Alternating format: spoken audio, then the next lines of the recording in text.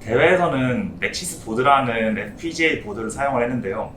이 보드의 경우에는 기존 인공지능 반도체 연구에 사용되는 보드들보다 하드웨어 리소스가 상당히 작은 보드에 속합니다. 따라서 이제 이번 연구는 아이디어를 최대한 정제해서 그리고 성능을 어느 정도 포기하더라도 하드웨어 자원 사용을 최소화해야 한다는 능력을 요구한다는 점에서 다른 연구와 차별점이 있던 것 같습니다. 딥러닝 네트워크는 각 단계마다 계산 과정이 각각 다릅니다. 이러한 특성 때문에 인공지능 반도체에서는 큰 사이즈의 내부 버퍼를 잘 사용하지 않습니다. 예를 들어서 너무 큰 사이즈의 인풋 버퍼를 사용하게 될 경우에는 특정 레이어들에서는 작은 인풋만을 사용하게 되고 인풋 버퍼가 대부분 사용되지 않기 때문에 하드웨어적 낭비가 심합니다. 하지만 저희는 큰 사이즈의 버퍼를 활용하게 되면 이제 외부 메모리, D램에 접근하는 횟수를 획기적으로 줄일 수 있다고 판단하였고, 따라서 과감하게 큰 사이즈의 버퍼를 활용하는 것을 목표로 진행하였습니다. 대신 큰 버퍼의 단점인 하드웨어의 낭비를 최소화하기 위해서 이제 큰 버퍼를 각 레이어의 특성에 맞춰서 다양하고 유동적으로 활용할 수 있는 방법을 연구하였습니다. 하나의 버퍼를 다양한 용도로 사용하는 것은 사실 위험하기 때문에 잘 이용되지 않는 방법이기도 합니다. 버퍼의 데이터들이 다양한 경로를 통해서 이동하게 되면 먹스들과 라우팅이 복잡해지기 때문에 하드웨어 자원 사용량이 굉장히 증가하게 됩니다.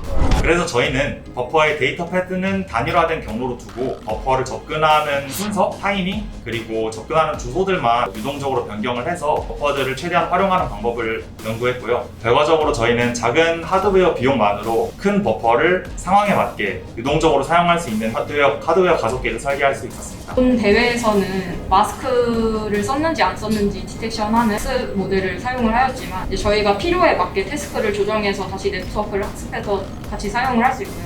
이런 경우 배터리 기반으로 동작하는 제품에서 저희가 원하는 어플리케이션을 적용해서 사용할 수 있을 것이라고 기대가 됩니다. 예를 들어서 핸드폰에서 카메라 입력을 받아서 그 입력을 사용해서 어떤 물체인지 인식하는 것이라거나 아니면은 자율주행 자동차에서 외부 카메라로 입력을 받아서 도로에 사람이 다니는지 차가 다니는지를 확인할 수 있는 용도로도 충분히 사용 가능하다고 생각됩니다. 계산할 모든 데이터가 내부 메모리에 저장을 하면 좋겠지만 보드의 자원은 한정되어 있습니다. 따라서 어떻게 계산을 효율적으로 할지를 결정하는 것이 중요합니다. 타이니홀로 V2는 총 9개의 레이어를 가지고 있습니다. 그리고 각 레이어별로 특성은 전부 다 다릅니다. 초반 레이어의 경우에는 인풋 피처맵의 값이 많고 파라미터의 값이 굉장히 적은 특징을 보입니다. 반면에 후반 레이어로 갈수록 인풋 피처맵 개수는 점점 줄어들고 파라미터의 개수가 점점 많아지게 됩니다. 이 모든 데이터를 내부 버퍼에 저장하면 참 좋겠지만 그럴 수 없기 때문에 외부 메모리인 D램에서 데이터를 불러와야 합니다. 그렇기 때문에 어떤 데이터는 내부 메모리에 저장을 하고 어떤 데이터는 외부 메모리인 D램에서 가져올지가 중요합니다. 특히나 외부 메모리인 D램에서 데이터를 가져올 때는 시간이 특히 오래 걸리고 파워의 소모가 심합니다. 따라서 내부 메모리를 최대한 활용을 해야 되는데요. 어떻게 데이터를 저장하고 그 데이터를 가지고 계산을 할지 결정하는 데이터 플로우 방식이 성능에 가장 큰 영향을 미칩니다.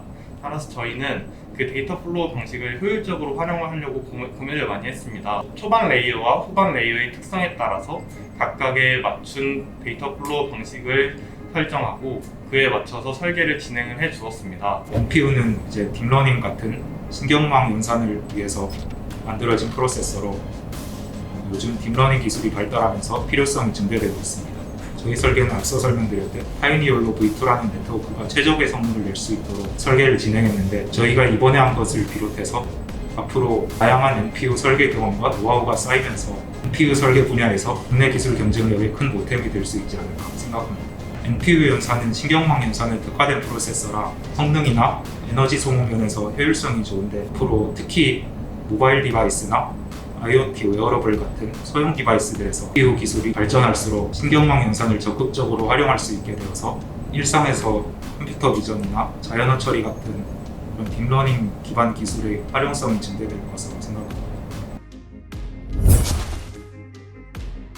저희는 기존 연구와 다르게 타겟 네트워크의 면밀한 분석을 통해서 소프트웨어와 하드웨어 측면에서 각각 최적화했습니다. 우선 소프트웨어 측면에서는 타이니홀로 V2에 맞는 퀀타이제이션 방법을 적용했습니다. 일반적으로 딥러닝 가속기에서는 플로팅 포인트 타입의 데이터를 60 포인트로 변환해서 속도는 빠르고 에너지는 덜 소모되게끔 하는 것을 퀀타이제이션이라고 합니다. 저희는 알려진 여러 퀀타이제이션 방법들을 타이니울로 V2에 적용해서 실험해보고 결과를 바탕으로 타이니울로 V2에 가장 적합한 퀀타이제이션 스킴을 채택해 정확도 손실을 최소화할 수 있었습니다. 하드웨어 측면에서는 타이니울로 V2의 대부분의 레이어에서 필요한 모든 데이터가 FPGA 보드의 언칩 메모리에 저장될 수 있다는 사실을 이용했습니다. 그래서 매 레이어마다 계산 결과를 D램에 쓰고 읽는 대신에 맨 처음 레이어와 마지막 레이어에서만 D램에 접근하도록 설계했습니다. 그리고 웨이트의 크기가 커서 언칩 메모리에 전부 저장할 수 없는 레이어의 경우에는 컨볼루션 하이딩을 통해 웨이트를 읽어오는 동안 나머지 연산을 전부 처리하게끔 설계했습니다. 일반적으로 NPU에서는 피처맵, 웨이트, 스케일 바이오스를 각각 다른 버퍼에 저장하는 방법이 많이 사용됩니다. 그런데 CNN에서는 레이어마다 각 데이터 타입 저장에 필요한 공간 차이가 많이 나는 경우가 있습니다. 저희 타겟 네트워크인 타이니울로 V2에서도 어떤 레이어에서는 피처맵 크기가 크고 웨이트가 작고 다른 레이어에서는 반대가 되는 경우가 있습니다. 이럴 때 버퍼를 따로 쓰게 되면 메모리가 낭비되는 상황이 생깁니다. 저희 팀은 이런 메모리 낭비를 최소화하기 위해 글로벌 버퍼를 이용해 데이터 타입 간의 메모리를 공유할 수 있게 설계해서 FPGA 보드에 주어진 언칩 메모리 활용도를 최대로 올렸습니다. 이런 방법을 통해서 저희 팀은 타이니울로 V2의 처리 속도를 최대화하고 소모되는 시스템 에너지는 크게 줄이는 효율적인 설계를 할 수 있었습니다. 대회에서는 타이니올로 V2라는 네트워크를 통해서 아키텍처를 최적화하여 설계를 하는 것이 목표였습니다. 따라서 마스크에 대한 데이터셋이 뿐만 아니라 다른 데이터셋이 들어가더라도 저희 아키텍처를 통해 에너지 효율적이고 빠른 시간 안에 결과를 낼 수 있습니다. 이번 대회뿐만이 아니라 인공지능이 적용될 수 있는 어떤 분야에서든 적용될 수 있다고 생각합니다.